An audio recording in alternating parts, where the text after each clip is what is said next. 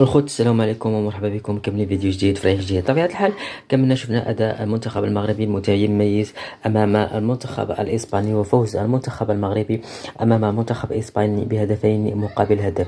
وكذلك كانت المباراة الثانية في دور المجموعات في كأس العالم الخوت أمام المنتخب البرازيلي، اللي فاز بطبيعة الحال المنتخب المغربي على المنتخب البرازيلي بهدفين لهدف. وفي المباراة الثالثة اللي كانت أمام المنتخب المكسيكي، بطبيعة الحال المدرب دخل اللاعب البدلاء من أجل إراحة اللاعبين لمباراة القمة أمام كوريا الجنوبية، وانهزم المنتخب المغربي أمام المنتخب المكسيكي. في مباراة الربع واجه المنتخب المغربي منتخب كوريا الجنوبية الذي كان لعب في النسختين الأخيرتين نصف النهائي والنهائي.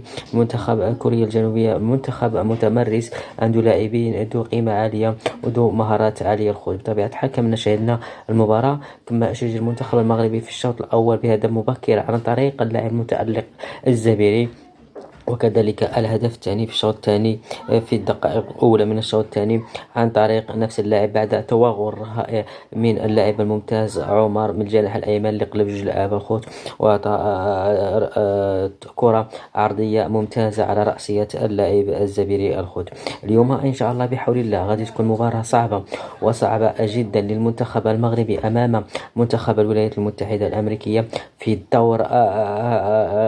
الدور الربع النهائي من كأس العالم لتشيلي، في مباراة نكون أو لا نكون من أجل حوز الذهاب إلى المربع الذهبي.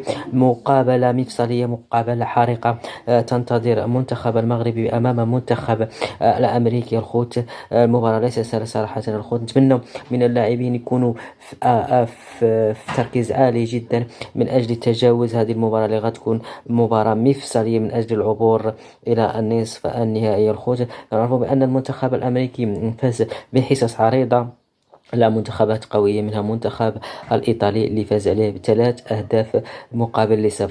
كما أصرح مدرب الولايات المتحدة الأمريكية في تصريح أو في مؤتمر صحفي قبل مباراة المنتخب المغربي قبل مباراة المنتخب الأمريكي أمام المنتخب المغربي بأن المنتخب المغربي منتخب قوي، ولكن هما جولة كأس العالم من أجل الوصول للنهائي والفوز باللقب. كما قال بأن منتخب المغرب يمتلك لاعبين ممتازين على غرار الزبيري وياسين جسيم وكذلك عمر، وغادي نلعبوا على نقطة القوة ديال هادشي. التصريح ديال المدرب ديال أمريكا الخوت. فيما يخص المنتخب الأمريكي، عنده نقطة القوة هي وسط الميدان الخوت. عنده جوج لاعبية واعرين ديال بصح، ومعهم لاعب من أصول مغربية وراس الحربة ديالهم الخوت، لاعب كيعتمدوا بشكل كبير على الكرات الثابتة الخوت، وأغلبية الأهداف ديالهم على الكرات الثابتة. بالنسبة للمنتخب المغربي، نتمنى المنتخب المغربي يكون مركز كل التركيز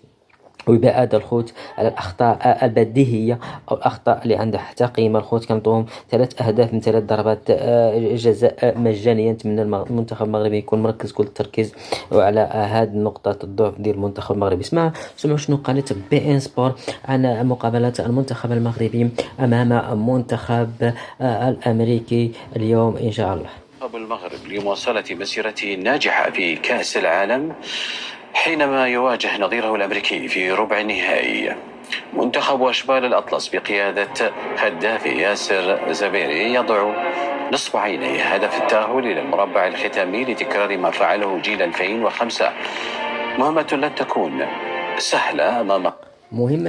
تكون سهلة أمام المنتخب الأمريكي الخوت. كما كنعرفوا بالسنوات الأخيرة الولايات المتحدة الأمريكية ولات كتركز بزاف على كرة القدم الخوت، وتوجهت على تطوير كرة القدم، وانتم كتشوفوا الدليل ديال المنتخب الشباب الخوت.